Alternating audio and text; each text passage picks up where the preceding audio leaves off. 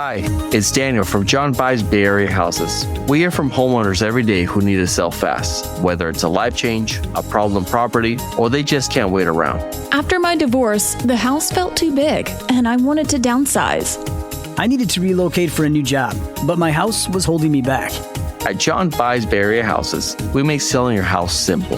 Sell as is without any fees, commissions, or hassles. Just call 510-800-JOHN or visit our website and you'll get a fair cash offer in minutes. I found the perfect smaller home. It's a huge relief. They took care of everything, and I could move on time. Start fresh. Don't let your house hold you back. Call 510-800-JOHN or search online for John Buys Bay Area Houses to get your cash offer today. That's 510-800-JOHN. Start fresh with John Buys Bay Area Houses.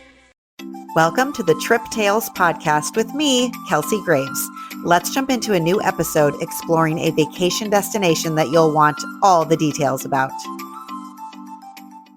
Hey everyone, welcome back to Trip Tales, the podcast where real people share their real trip stories to give you destination inspiration and practical planning tips. Before we get into all things Universal's epic universe, I need to thank last week's buymeacoffee.com supporter, Tanya P. Tanya bought me a coffee and wrote, "I love your podcast. Listening to your episode on your family trip to the Grand Canyon sold that trip for me. Can't wait to experience it with my family. I've also been sharing your podcast with friends who are planning trips." Tanya, thank you so much for the support and for sharing my podcast with your friends. And hooray for planning your own family trip to the Grand Canyon. You are going to be blown away. As a reminder, Buying Me a Coffee quite literally buys me a coffee that I can sip while I'm editing these Trip Tales podcast episodes and also helps me with my grocery bills. My Buy Me a Coffee support link is always in the show notes, or if you have a good memory, it's just buymeacoffee.com/Kelsey Graves. Today, we have a returning guest to the podcast, Stephanie Howard from Traveling Ears Vacations. Stephanie was previously on episode 42, where she shares why she loves beaches, Turks and Caicos, and believes it's the ultimate family-friendly all-inclusive. And today she is back to share everything we need to know about Universal's brand new epic universe. So welcome back to the podcast, Stephanie. Thank you so much for being here. Thank you, Kelsey. It's so good to be back and to share something totally different this time around. Yes, I start every episode with a rapid fire get to know you. So remind everyone where you live, what you do, and about your family. I am based out of Houston, Texas. I own my own travel agency, Traveling Ears Vacations. I've got two kiddos. They are 10 and 8, Paisley and Parker. I've got a wild dog. His name is Bear. I forgot that both our boys were Parker. That's so fun. Yes. And you know what's funny is one of my agents also has a Parker. Oh, funny. Sweet. Okay, we are talking Universal's epic universe. That's kind of like a lot to say. Blah, blah, blah. Most people probably already know this, but just as a quick overview, up until recently, Universal Orlando had two side-by-side theme parks called Universal Studios Orlando and Islands of Adventure. And then this year, in 2025, Universal opened its most ambitious theme park expansion in decades, Epic Universe. It's an entirely new park, and it brings new, incredibly themed lands to life, including Super Nintendo World, the Wizarding World of Harry Potter, which is an extension of all the amazing Harry Potter stuff already at Universal, How to Train Your Dragon, Dark Universe, which is themed after Universal monsters like Frankenstein and Dracula. So, Stephanie, I believe you were able to attend a media preview of the Epic Universe before it opened to the public. So, when did you go? I was, yes. I previewed the park in mid-May before its official, I think it was the week before its official grand opening, which is always a really neat time to be in a park for sure, just because it's new, it's bright, it's shiny, but also there's not as many guests there.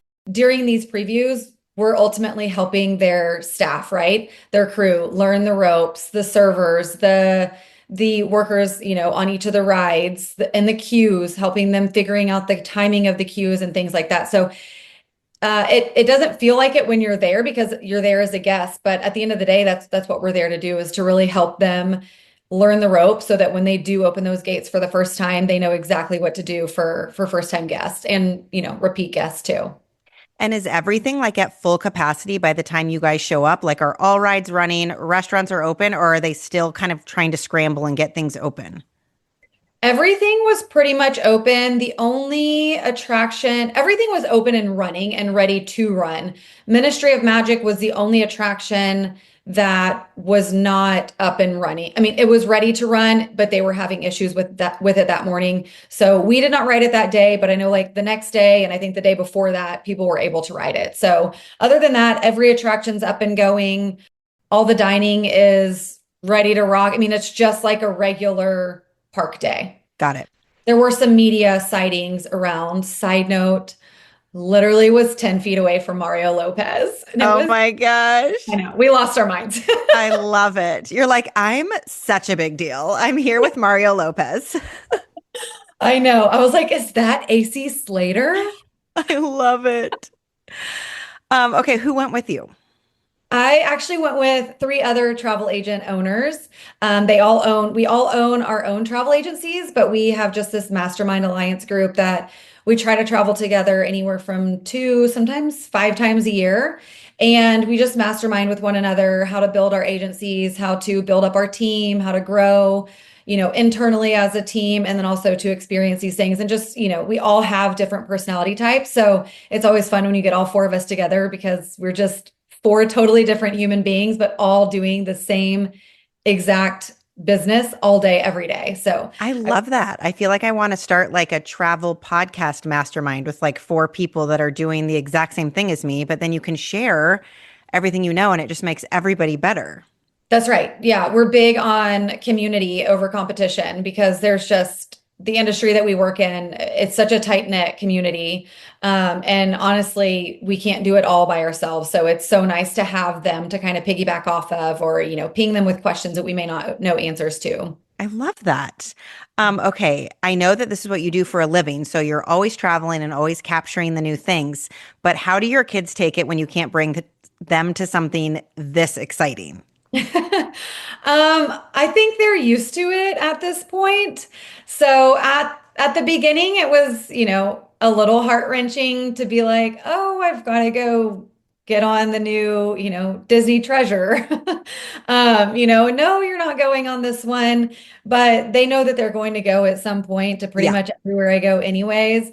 So they're just like, okay, can you bring me back something? And it's funny, like most kids would be like, can you bring me back like a stuffed animal or like a toy? But my kids are like, can you just bring me a lollipop from the Orlando airport? I'm like, sure. Easy peasy. It around. It's little. It's not another stuffed animal. I can throw it away.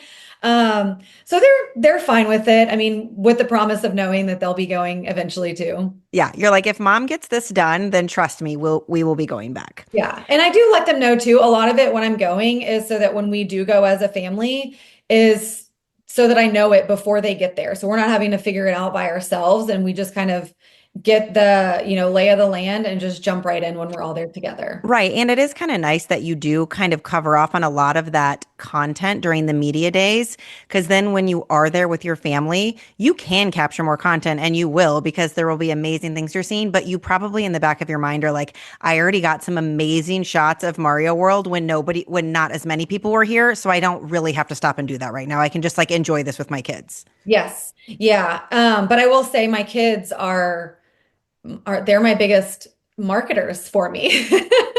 Like a lot of times when it's just me, I'm like, are you sure you don't want my kids? Because they're the ones like in it and like their facial reactions and expressions, like they're the ones that really capture it, in the way that our clients, that their kids would capture it too. So exactly. That's a great point.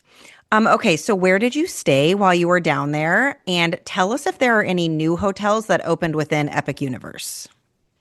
So I actually stayed at Sapphire Falls, which is a Universal hotel. I stayed there when I went this last time. Yes, and it's wonderful. Yeah. I love the hotel. I think it is perfect in certain situations. So I ended up staying at Sapphire Falls because I was splitting my park time between the two original parks, Universal Studios and Islands of Adventure, and a day over at Epic Universe. So it didn't really make a whole lot of sense for me to stay at the new hotel, which I shall speak about, or like one of the premier hotels like Hard Rock, even though I wanted to, it just with the express pass situation, Sapphire Falls made the most sense. As far as convenience, price point wise, it's wonderful. Yeah, and it's a good hotel if you've got like kids in tow, because we had a room that had like an extra little room with two, maybe twin beds. I can't remember. We even pulled a rollaway in there and had three beds for the kids. And then we had like our own separate little bedroom. There's a lot of good like family suite options at Sapphire Falls. Yes, and the pool is incredible. It's like a Yes. true resort. Restaurants, dining. A cute little boat to take you over to Universal. Yeah. Yeah. So I stayed at Sapphire Falls. I ended up, you can take transportation from Sapphire Falls over to Epic Universe. You can take one of their shuttles. I ended up just taking an Uber, which was interesting, I should say. Actually, I'm going to correct myself. I did not take an Uber. I tried to take an Uber, and this is really important right now because it is so new. I called an Uber and it canceled on me 3 times. I'm going for like I'm supposed to be there for like a preview at a certain time, and it keeps canceling because the drivers could not pick up like where they're supposed to go. And so I had wished I just took Universal's transportation. Like I should have just waited for the bus, just taken that. It would have gotten me there. Long story short, I had a friend that just picked me up and drove me there. So that was neat because I did see the parking side of Epic Universe. So if you do have a car or, like a driver that's not like rideshare, the parking lot was huge. It was very well labeled. And what I loved that a lot of other major theme parks, no name shall be mentioned, offer, they have valet at Epic Universe. It was $75 for the day, which would be worth every penny with little kids in tow. It was, you drop your car off and you just walk, maybe 100 yards to the entrance of Epic Universe. So I loved that there was a valet option there. That was huge. Wait, one question. How far away is, let's say, Sapphire Falls, like some of the original hotels and like the original parks to Epic Universe? Like how far are we traveling in a car? Oh, maybe 10 minutes. Okay, so it's a 10-minute like drive. So you're not walking there. You're either taking transportation, you're driving, or you're maybe getting an Uber if it doesn't cancel on you. Yeah, yes, exactly.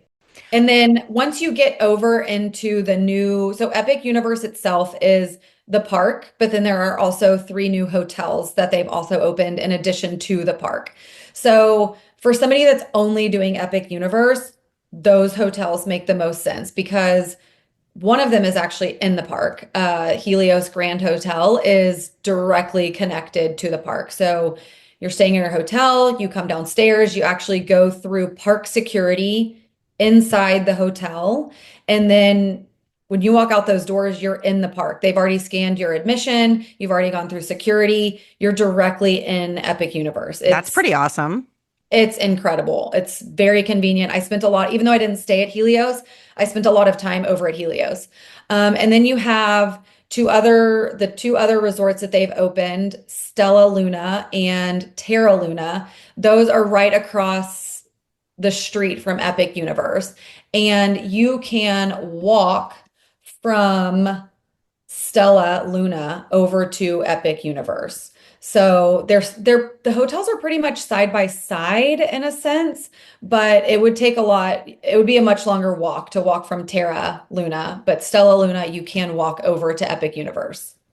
I have in my notes that Stella Nova and Terra Luna are more of value level options, and that Stella Nova is themed around like the beauty of the stars and space. And then Terra Luna is a little bit more bold with maybe like aliens and adventurous cosmic vibes. Whereas the Helios Grand Hotel that you were talking about is a little bit more like elegant and amazing. I think I saw a video that you posted of it, and it almost reminded me a little bit of like the Bellagio in Vegas because it had like such a great front and then like fountains and water and all that kind of stuff. Yes, and it also has like a Greek mythical feel to it. Nice. Which Helios, I should know this. Helios is stands for something of like the Greek mythical Heavens? era, maybe. Let's look it up. I should We're, know that. we're going to look it up. Um, The god of the sun. yes. Helios is the god of the sun. Okay, yes. And then the statue is of Apollo. Okay, So cool. like it's like him like pulling back a big like bow and arrow, and that's like facing into the park. Cool. Yes. And I mean Helios is it's phenomenal. If you have the opportunity to stay there, it is worth every bit of an upgrade, mainly for the convenience. I mean, when I say a 5-minute walk to your hotel from the opposite side of the park, I'm not exaggerating. It's very convenient. They have an amazing pool out there with cabanas you can rent, some incredible dining options. They even have a rooftop bar where you can see the entire park. I mean, you're just like overlooking the park, which is really cool. Awesome drinks. Mario Lopez was also there. Amazing. Yeah, yeah. So they've done a great job with the hotels over there. And then even the other two, Stella Nova, Terra Luna, they've done a great job with those resorts, even though they are a little bit more on the budget friendly side. I would not feel that way staying over there. Even with the significantly lower price point, it does not feel like that. It still very much so feels like a nice hotel. Yeah, and they're brand spanking new. So This summer, chill out with Klostaller, the original game changer in non-alcoholic beer. Whether you're into crisp and classic, bold IPA vibes, or that fresh grapefruit twist, Klostaller's got a flavor to match your mood. And hey, want to ride with the pioneer of non-alcoholic beer in a new way? We're giving away a custom Klostaller beach bike. Just text BIKE to 833-426-1559 for your chance to win. Klostaller, natural brewing, refreshing living. No purchase necessary. U.S. residents 21 plus only. Restrictions apply.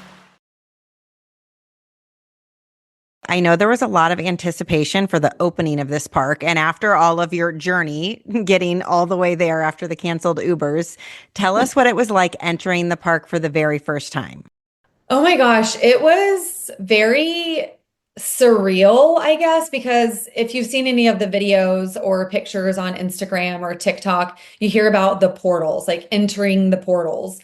And so when you're going through the gates, first of all, back up. Before you go through the gates, they use facial recognition for your entry, which is next level. So I loved that. It was very quick and easy. And then once you get through like ticketing and security, then you go through like under kind of like the first portal, so to speak, and then you're in the park. And so it depends on which angle you're coming from. I came through the front entrance. If you're coming through the Helios entrance, you may not feel that way. You're just kind of like walking through the hotel and then you're into the park.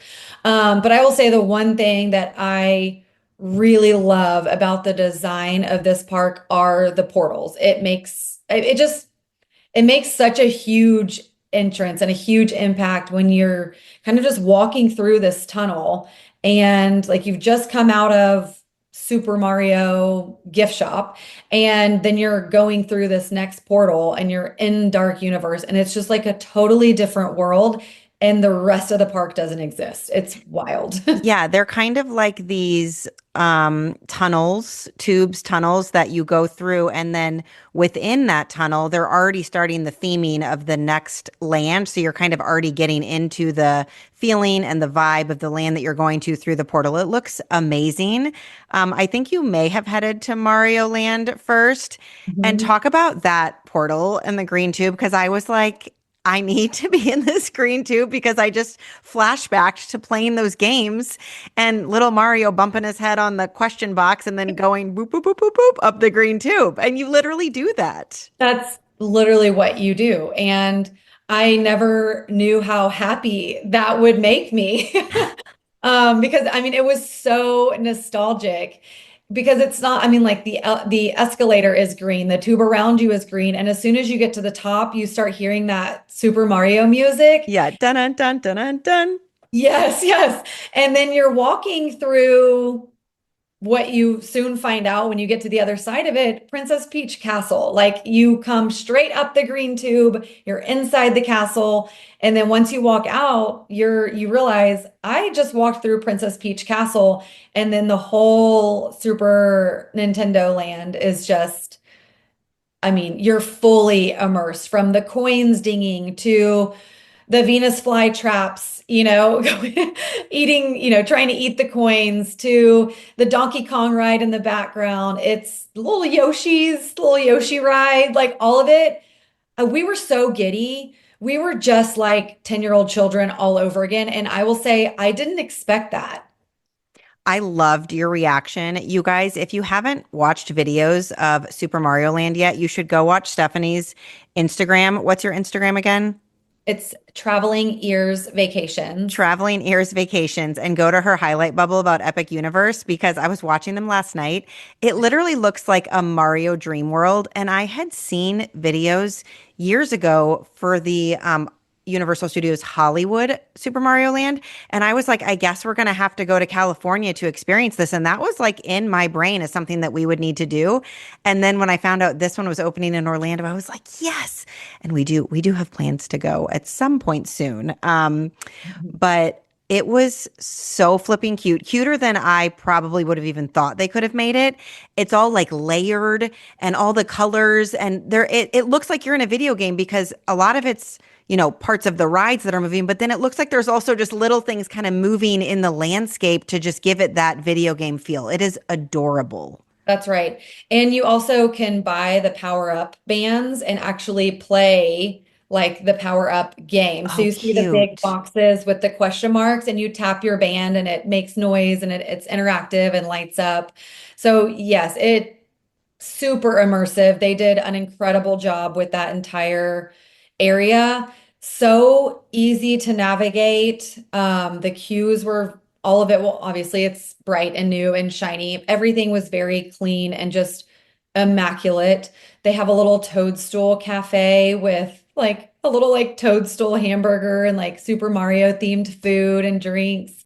So there are 3 major attractions in Super Nintendo World: Yoshi's Adventure, Minecart Madness, and Bowser's Challenge. Which is like Mario Kart. Bowser's Challenge is like Mario Kart. Yes. And it feels like, I mean, you're in the game, you're playing the game, you are the game, you're in the cart. And I don't want to give like a spoiler, but there's a rainbow road and it looked amazing. Yes. I think most people that listen to this podcast are like the type of people that watch like POV videos on YouTube. So you're not spoiling anything. They've probably already watched them, but you wore like these cute little hats. It looked like the little Mario hats, but then it kind of doubled as the 3D glasses that come down. Yes. So it was one of those, is it like a trackless where the screens are doing a lot of it? But you kind of like Remy and those rides, you feel like you're, on a ride, but you're not actually on a track. Yes. Exactly. So you're definitely like on a ride, but then you have the screens giving you the simulation of it. But I kept taking it on and off because I wanted to see, I wanted to see what it looked like with the goggles and without the goggles. And it's actually pretty cool. So they give you the hats when you're about to board the cart, but then the actual glasses portion magnetizes to the hat, and that like the glasses portion is actually on the cart. So you get the hat. Oh, okay. There's nothing to it. It's just a hat. So for the longest time we were like, cute hat. What's the point of the hat? Other than it's messing up my hair and 99% humidity in Orlando. And then once you get on the car, you see the glasses that clip onto the hat. And so it basically, I think it helps them expedite the cleaning process, right? So like they're just cleaning the hats and not the glasses every time. So the glasses magnetize onto the hat. But we were very confused by that at first. Yeah, and it wasn't just screens. Like in your videos, you can see that there are big things like big chandeliers, and there's other stuff in the rooms that is making it feel like you're in the ride. And then the screens kind of take you on the adventure up on the Mario Kart tracks. That's right. And the queue was adorable. I think I took more pictures of the queue of Bowser's Castle than anything else in Epic Universe. Amazing. It's just like you would imagine, like big, clunky books like in his library and like a big clunky fireplace and a big chair for Bowser to sit in. It was just the queues. I will say one thing Universal does right, their queues are so immersive, and Bowser's castle was pretty incredible. Let's talk about the two other attractions in Super Mario Land. Yoshi's Adventure looked so cute for littles. It's calm, it's adorable, it's something that any age can go on. So tell us a little bit about that. Yes, it is very, very low key, but I don't want people to discount that as boring, right? It's still Yoshi. Like you're riding in the back of a little Yoshi. It's kind of like, imagine like Dumbo, right? It's just one of those things that just like brings back so many feelings of being 10 and playing Super Nintendo all summer long. So yeah, Yoshi's Adventure, super cute, great for little ones for sure. Any age can ride it. I believe just under a certain age, they just have to be with a parent. But other than that, like perfect for little ones. And then Minecart Madness, I don't know why I was not expecting it to be what it was. It was wild. It was absolutely wild. There's a reason why they tell you not to have your phones out videoing that ride. It's because your phones are going to go overboard because it's exactly what you would imagine riding in the back of a barrel. So Minecart It's a Madness, coaster.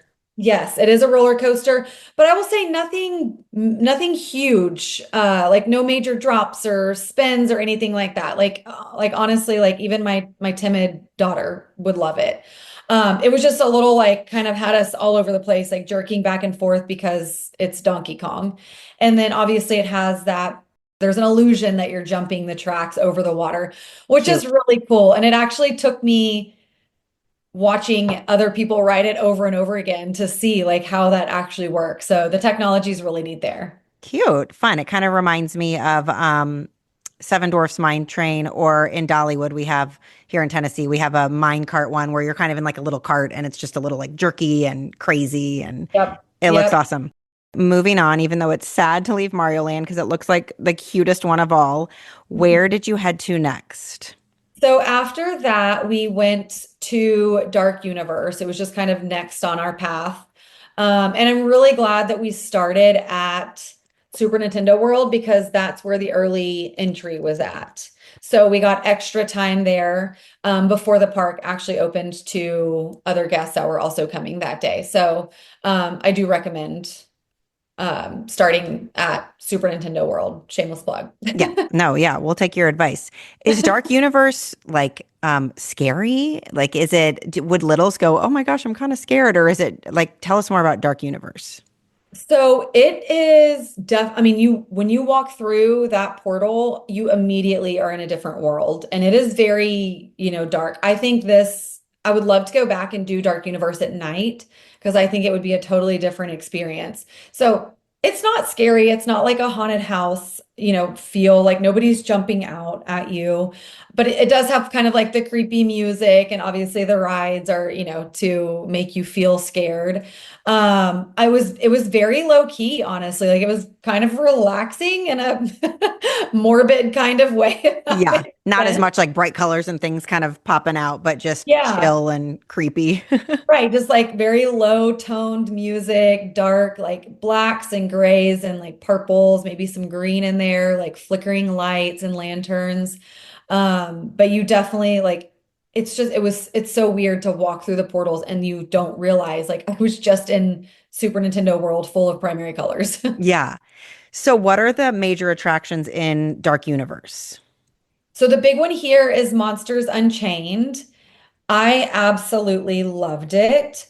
For anybody that has done all of the parks in Orlando, so a combination of Disney and Universal theme parks, if I had to combine rides to give you an idea, I would say it is a combination of Forbidden Journey, like the technology of Forbidden Journey. What's Over that in? How have I not done that one? What is it, that? it's in Islands of Adventure. Okay. Last time we went, our kids were like a little younger and a little like coaster scared. So we didn't do a lot of the big stuff. And we like didn't have a plan and we're just there on like a guest pass in a hurry. So we didn't do it right. Okay. I haven't done that. Yes, it is. The technology is really cool on Forbidden Journey. So it's the same technology that they use, or similar, I should say, for Monsters Unchained. So it's a combination of that mixed with a little bit of Haunted Mansion-ish, but totally different characters like Frankenstein, Dracula. So is it With, taking you through a story kind of, the ride? um, I mean, I didn't feel that way, but I think I was also just kind of like taking everything in and also terrified, like because I know Universal goes all out for horror night, Hollywood or Halloween horror night. So I was like, is somebody coming at me with a chainsaw soon? Right. So I was mainly just trying to take in like the different theming and the characters that they had going on and the music. I jumped maybe one time, but it was not a lot of jump scares. I wish there were more jump scares, and that was kind of like everybody's reaction when we got off of it is like we wished it was a little scarier, just because they have all the right characters. If they just, I don't know, if they jumped out at us a little bit more, we would like that Universal. Yeah. Good to know. Yeah. So no, but it was phenomenal. Like the technology was insane. Definitely, I jumped once. I think one of the other girls had her eyes closed the whole time. When you Um, say the technology, like what is it? oh my gosh. So like, first of all, when you walk to get into your car, it's a moving track. It's like spinning in a circle. It's not a conveyor belt. It's just like this circular track that just keeps rotating. And so you Okay. have to walk with it to get on your car. And then your car that you're sitting in, it's almost like you're like on a hinge. So like Okay. it's Like an arm sticking yes. out. Yes. So it's like four seats. The belt or the buckle comes down over you. Yeah. And then yeah, you're like on this arm that just kind of like I rotates you. feel like Harry Potter has a ride like that in Universal that I didn't go on, but my husband did. And whatever, when you go into the castle and you feel like you're going around the castle, I feel like you're on an Yeah. arm in that one. Yeah, Forbidden Journey. Oh, Yes. that's it. Yes. Okay. Okay. Okay.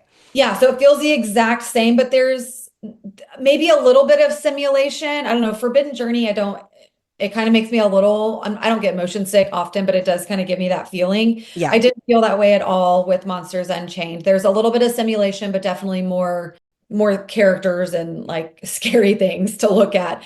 But so it just kind of like this arm just like rotates you around. So like you're on your back at one point, you're leaning forward at one point, you're head on at one point. So I think that technology is just really cool because it raises you up and raises you down. And Do you uh, wear the 3D glasses in this one? no, which Okay. I love. There I was know. Sometimes I get a little like, ugh, I know it's like a big part of it, but sometimes I don't know. I like appreciate not having 3D glasses on sometimes as well. Same. Yeah, no, I was very glad to not be wearing them for most of the attractions actually in Epic Universe. No goggles. I feel like the other parks are very heavily simulation attractions. But here it's definitely like just pure attractions. The one big thing about Monsters Unchained it is a 48-inch height requirement. So, Okay. and rightfully so. It's definitely a bigger attraction. Okay. Any other popular rides in Dark Universe that people would want to know about? So Curse of the Werewolf is the roller coaster that's coming. I didn't mention this earlier, but this one was not running at all. I think it was just not ready to run when we were there for the preview. So I saw the track for it. It looks very cool. I believe it is supposed to be similar to Flight of Hippogriff, if my thoughts are right. I think it's supposed to be very similar to that. So not a huge roller coaster like Velocicoaster, but not like Yoshi. Yeah, a fun middle ground family coaster. They do have a very cool tavern in Dark Universe. It is called the Burning Blade Tavern.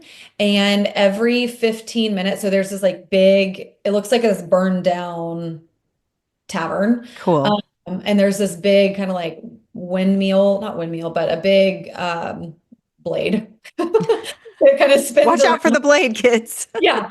And then every 15 minutes it lights on fire and makes sounds. And so they have a lot of fun themed drinks in there, like in little beakers. We didn't go in just because we were trying to move through the park kind of quickly. But we did see some of the drinks that are like green and like beakers and, Frankenstein themed. So I think it'd be a Cool. really cool spot to hang out in. this summer? Chill out with Klostaller, the original game changer in non-alcoholic beer. Whether you're into crisp and classic, bold IPA vibes, or that fresh grapefruit twist, Klostaller's got a flavor to match your mood. And hey, want to ride with the pioneer of non-alcoholic beer in a new way? We're giving away a custom Klostaller beach bike. Just text BIKE to 833-426-1559 for your chance to win. Klostaller, natural brewing, refreshing living. No purchase necessary. U.S. residents 21 plus only. Restrictions apply. I believe if I was following your stories correctly at this point, you guys were getting hot and you needed like some AC, and then you spotted your AC Slater, and you guys may have gone to where he was cooling off as well. Yes. So the way that the park is laid out, we did Super Nintendo World first, and then we did Dark Universe, and then conveniently located to that was Helios Grand Hotel. And on our way there, Mario Lopez was actually walking out to speak to cameras. I don't know what he was talking about, but we were just gawking over him, being told that we could not talk to him. We're like, we don't even have words. We just want to look at him. And he like walks over and puts his shirt over the fan to like fan himself off. We were like, take it off. Anyways, we were geeking out over seeing AC Slater at Epic Universe.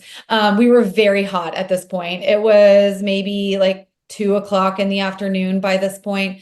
So we went over to Helios. We had made a reservation at the Helios bar, which is a rooftop bar at the hotel, overlooks the entire property. It's insane. The drinks were phenomenal. The food, oh my gosh, we weren't even hungry at that point, but we ate anyways. The cheese board, the charcuterie board, all of it. I mean, we devoured all of it. So it was a great spot to cool off. I would recommend a reservation just because it is very popular.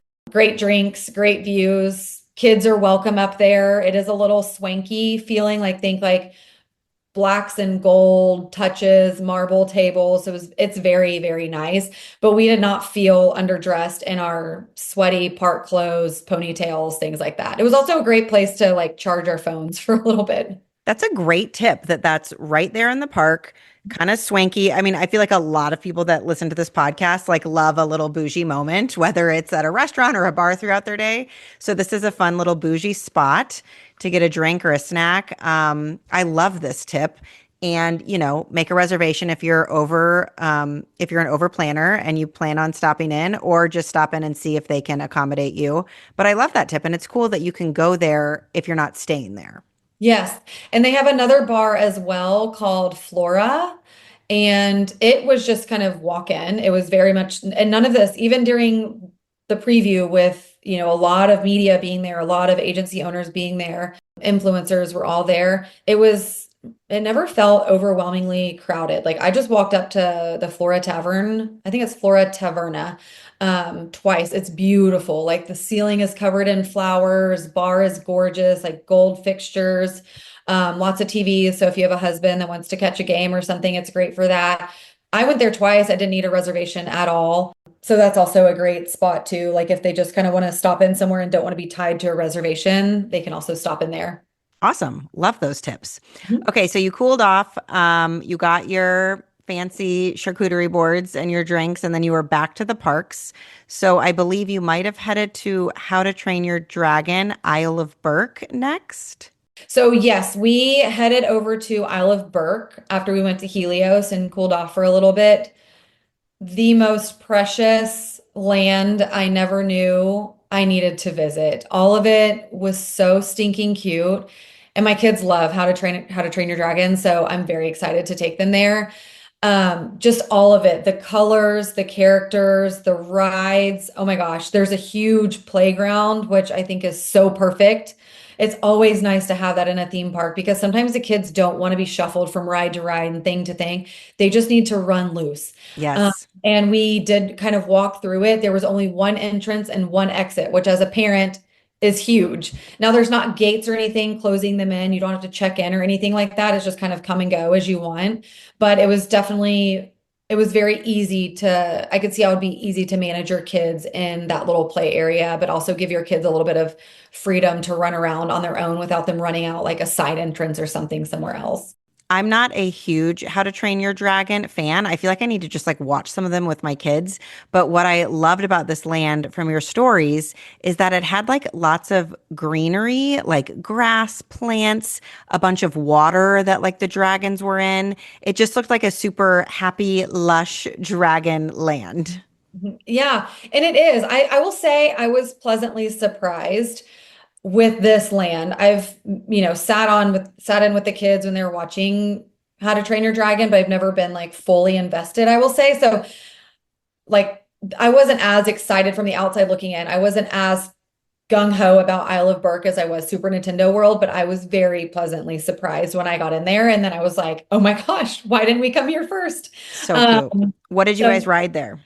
we rode Hiccups Wing Gliders, which is the most adorable roller coaster I've been on in a very long time.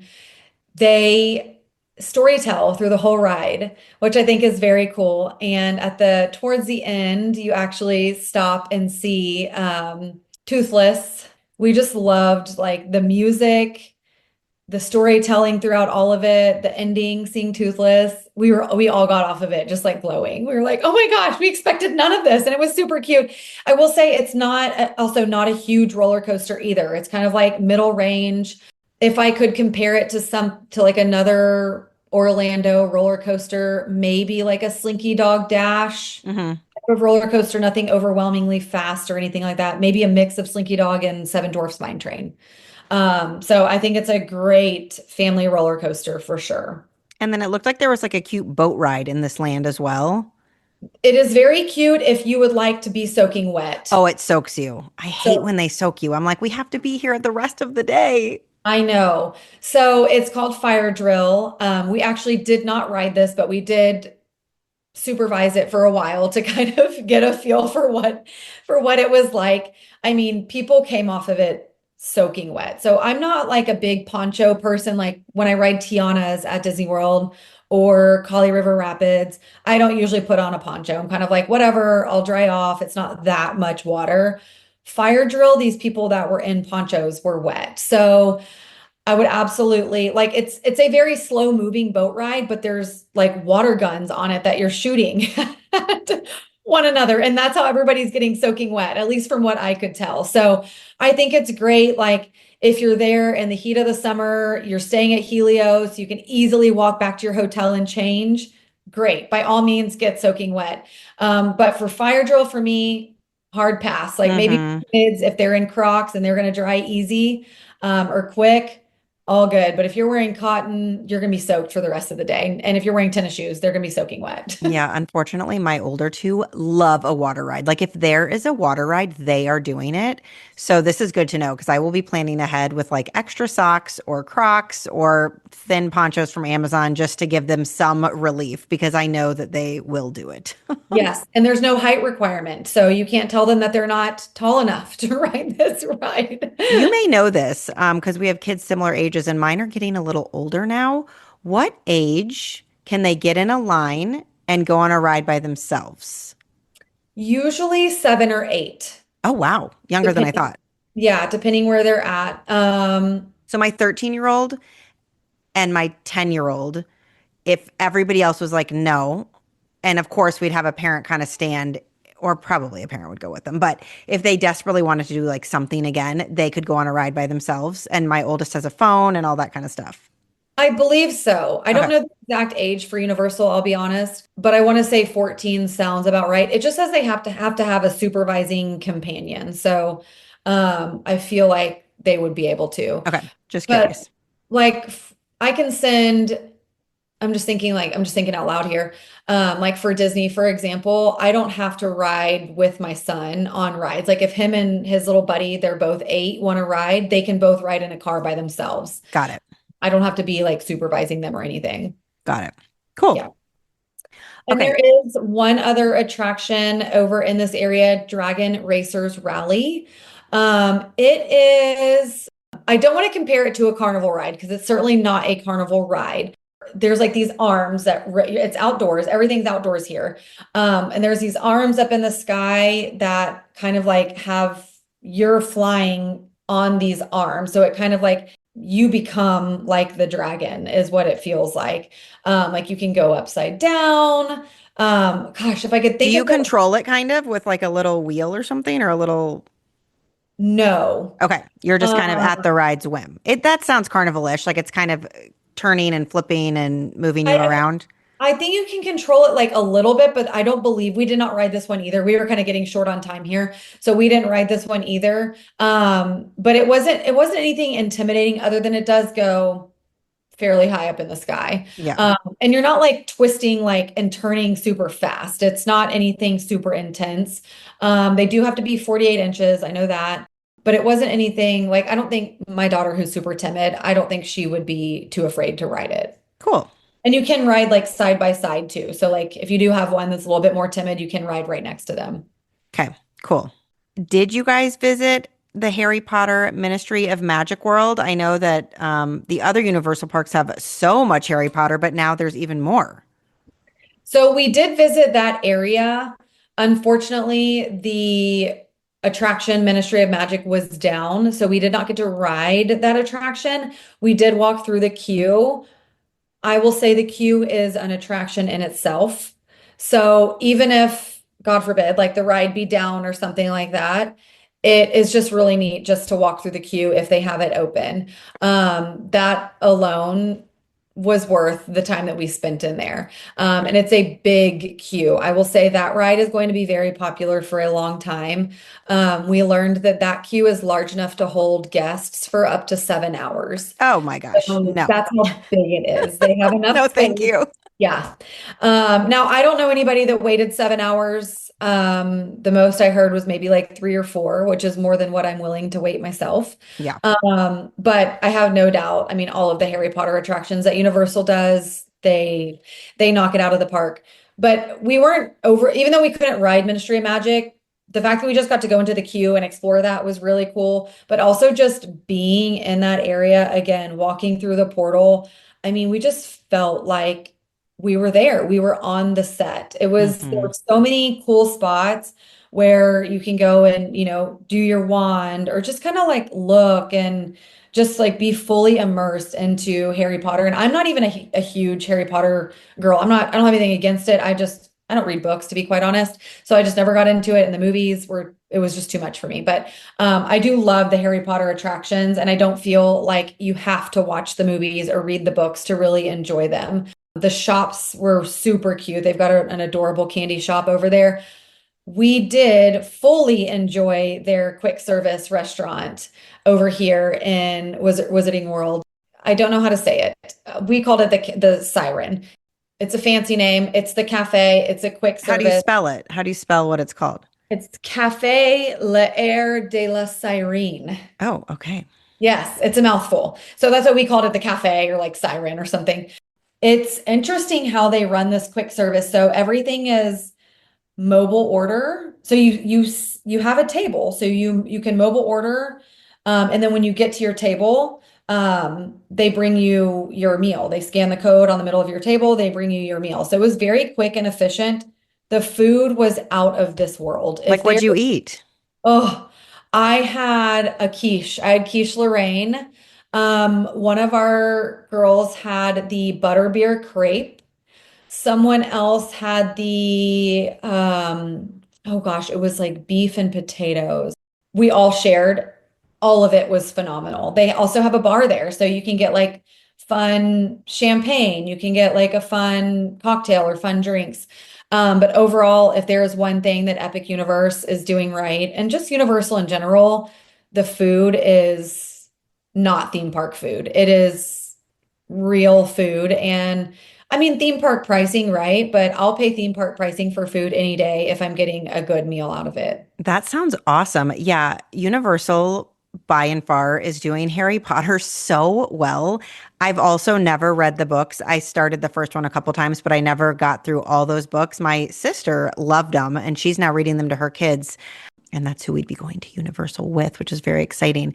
But what I would recommend if you haven't read all the books and you don't anticipate reading all the books, we just started watching the movies as a family around Christmas time. And it's kind of starting to become a tradition for us because there's a lot of Christmas theming in a lot of the movies. They go through Christmas time. There's big Christmas feasts. There's snow. So it's kind of fun when you're all, over winter break, when you're all home to start. Then now they do get progressively more scary and intense, but the first one and the second one are okay-ish for my 7, almost 8-year-old.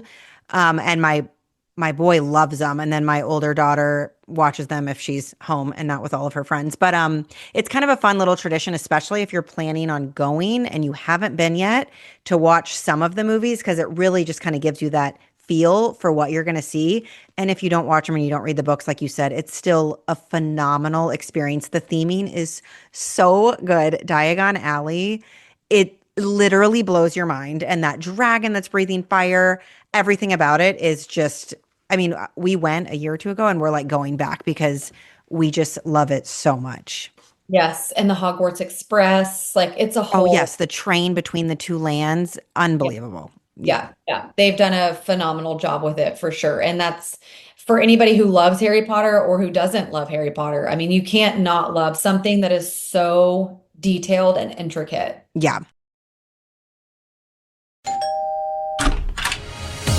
Hi, it's Daniel from John Buys Bay Area Houses. We hear from homeowners every day who need to sell fast, whether it's a life change, a problem property, or they just can't wait around.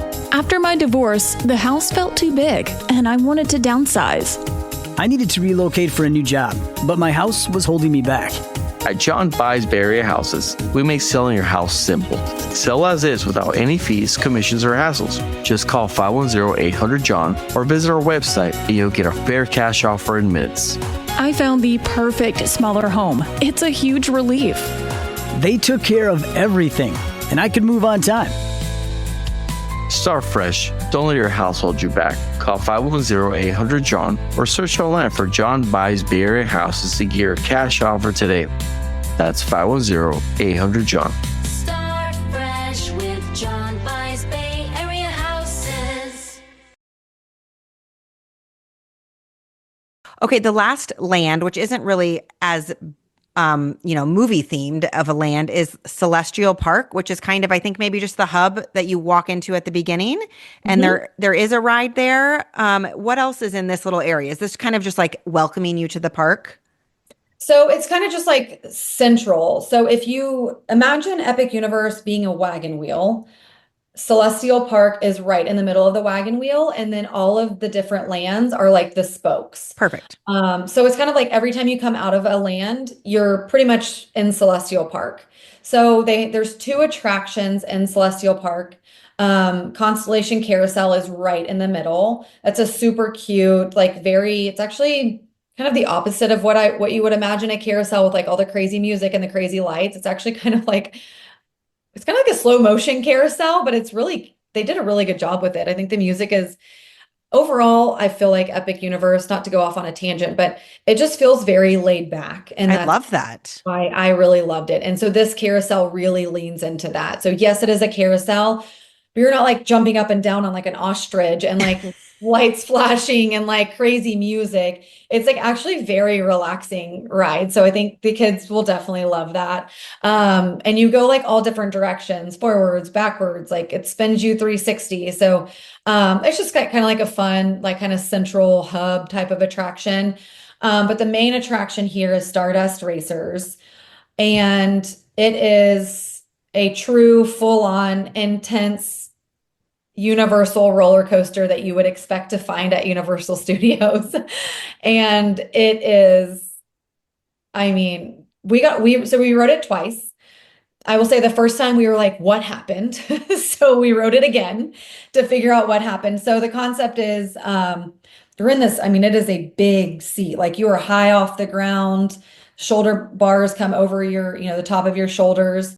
Phones you put in lockers, which I know we didn't touch on lockers, but that is a big part of Epic Universe. So we may want to circle back on that. You cannot have phones out or anything like that. It is that intense. incredible music, but the whole concept is that you're essentially, so there's two tracks, two sets of people are loading, and the concept is that you're racing one another.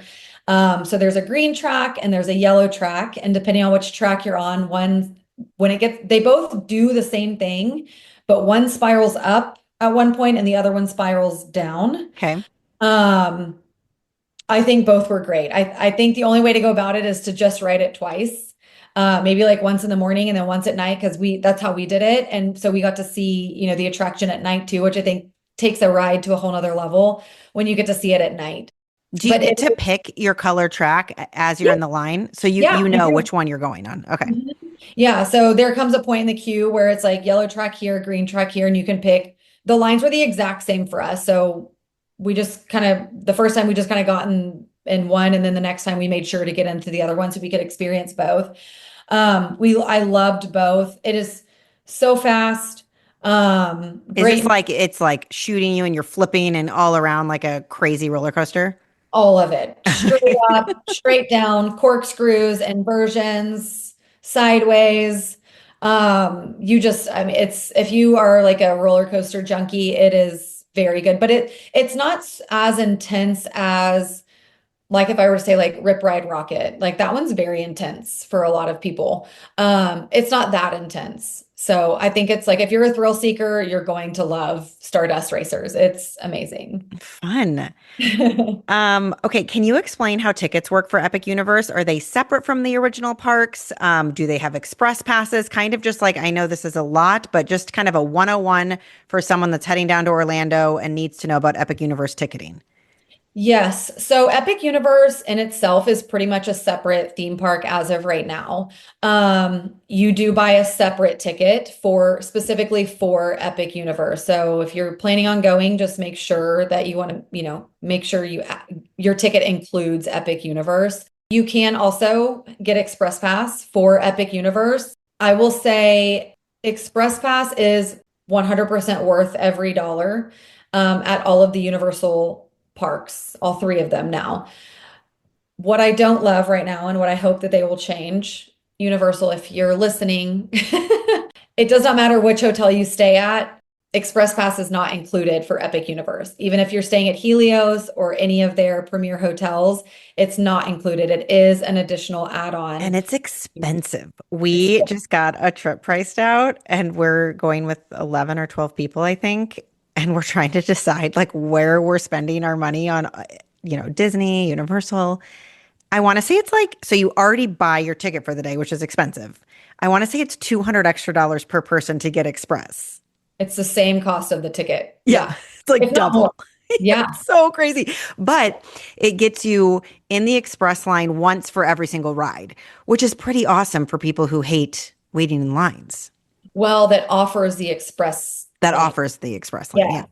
Yeah. So I could go either way on this. I think if somebody is, if budget's a big thing, I could possibly argue, and depending on time of year, if you're not going during Christmas or like spring break, I could possibly argue not needing Express Pass for Epic Universe, even though it's new. There's only one major attraction in each of the lands. True. As of this day that I'm aware of that you can use it at, right? So that's a big expense for just a handful of rides, in my opinion. I think I don't like to wait in line. My husband will literally pay any amount of money to not wait in a line. But I mean, I would like, even being there, like right before it opened, there were still wait times. Don't get me wrong. Like Stardust Racers, we waited for, Bowser's Challenge, we waited a good amount of time for, but they were, in my opinion, they were worth the wait. So I could go either way on Express Pass right now with Epic. So look up what rides Express Pass works for and find out if for your family and what you think you're going to ride, it's worth paying all that extra money, because you might as well, maybe you just wait in line for the one or two major attractions that you guys want to do as opposed to paying all that extra money. Right. Like if your kids, if you don't think they're going to ride Stardust Racers or, any of the big attractions, it may not be worth the value. What I do really like about Epic Universe is I do feel like they cater to a good balance of younger and like older kids. Whereas I feel like the other Universal parks, there's definitely like, I usually don't recommend Universal or Islands of Adventure for anybody under the age of like 8 or 9. Yeah. Just because a lot of the rides there are really intense. Granted, they do have rides that are made for little ones, and they have the new DreamWorks area. But those areas just aren't big enough for me to suggest a 4-year-old go there, right? I do think like a 4 or a 5-year-old would easily resonate with a lot of what's going on at Epic Universe, specifically Super Nintendo World, Isle of Berk. I mean, even Constellation Carousel, like kids love that stuff. So while they couldn't ride everything, right, because of the age requirements, I wouldn't hesitate to send like a family with, 4 and 5-year-olds to Epic Universe. That's great to hear because when we go, we're going to have from 4 years old all the way up to 13. So that feels like a good park for our group. You did a post on Instagram with 8 things you need to know before visiting Epic Universe. And before we get into them, I just need to compliment your Instagram storytelling and content creation. We all follow a ton of people at this point, but the way you share travel information, your stories, your reels, it's so well done. And you do an amazing job sharing a digestible amount of information without like oversharing. Because sometimes people can just like, you go to their account and there's just like a billion little lines at the top and you're like, ain't nobody got time to watch all that.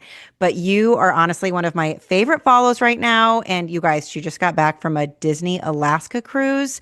I was eating it all up. So that's in highlight bubbles as well. But anyways, so just a little plug for y'all to go follow Stephanie on Instagram at Traveling Ears Vacations. I don't always say this or plug people, but I really mean this. I love following your travel content. Well, thank you. I appreciate it.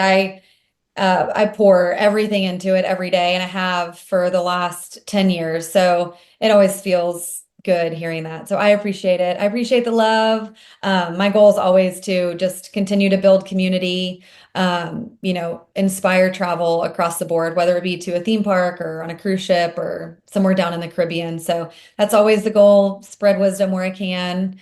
Connect with amazing people like you who I would have never found if it weren't for Instagram. Yes, love Insta. You take really good pictures and you do good videos. So it's inspirational and fun, but you're also relatable with your kids. And it's just, you do a really good job. But back to the 8 things that you need to know before visiting Epic Universe. I'm going to just like rapid fire go through these 8 things and you tell me if there's anything else you want to share. So number 1, you said don't sleep on early entry to the park. Tell us why. Yes. So if you are staying on site, that is the benefit. If you're staying at an on-site resort, is early entry into the park. So there are only so many hotels at Universal that guests can stay at, right? So if you're one of those guests, you're one of like very few. I mean, I'm not going to say of like 5, Yeah. but instead of there being, 50,000 people in the park, there may only be 20. So 20,000, not 20 people. So when you're getting there at using early park entry, you're already going to be probably on and off 2 attractions before those gates officially open for park open time. That's awesome.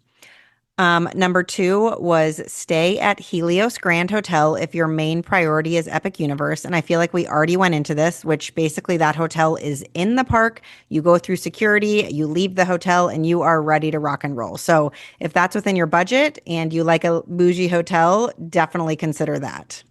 Yes, worth the splurge. Number 3 was head to Super Mario Land first. So why? Well, first, because that is the area that's open during early entry. So that is one of the areas that you can access that early. Also, because Bowser's Challenge is one of the most popular attractions. So by going there first and being there at early entry, you're going to knock it out. Also, when you come through the main gates, Super Nintendo World is the first area that the first portal that you're going to go into. You would have to walk past Super Nintendo World to get to the other areas. So granted, a lot of other people have the same idea, but it's for good reason, right? Like it's the first place you're going to, it's open for early entry, and it has the most popular attraction. So if you're there for early entry, I would definitely head to Super Nintendo World first. Number 4, you said you had a tip for when getting in line at Stardust Racers. You had a tip for the green track, I believe. Yes. So back to there being a yellow and a green track. The green track ended up being our favorite. It's the side that when you're on the attraction, you see Helios, you see the fountain, so the view is really pretty. But also, so going back to what I said about when it corkscrews, one corkscrews up and the other one corkscrews down. The green track corkscrews down. So we really liked that. Nice. Your fifth tip was refillable drink mugs. So tell us about these. Yes. It was worth every penny. I think it was like 18 bucks if you bought one. And I'm like I need another souvenir cup. But if you bought three, they were 16 bucks a piece. And there were four of us there. So we were like, let's just buy three and split them.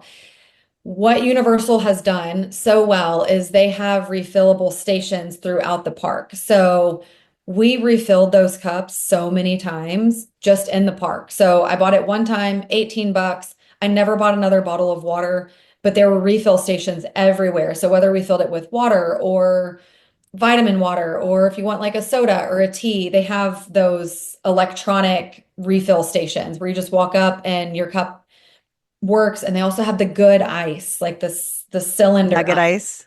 Yes. So what do you do with them when you're in line and then you're getting on a ride? Oh, I'm glad you asked this. So most of the attractions at Epic Universe have lockers. So that was something that we ended up really liking because like you're totally hands-free once you get in these queues. So it's all it all works based on facial recognition. So you walk up, it basically takes a picture of your face and it pops open a locker for you. You put all your stuff in the locker, including your cups. It all fit, like backpacks, cups, everything fit.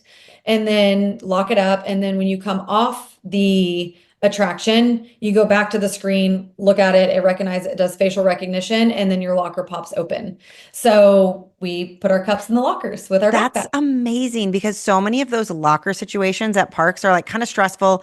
A lot of times at like not as nice of parks, it's just cubbies and it's not secure at all, which is fine, but maybe not.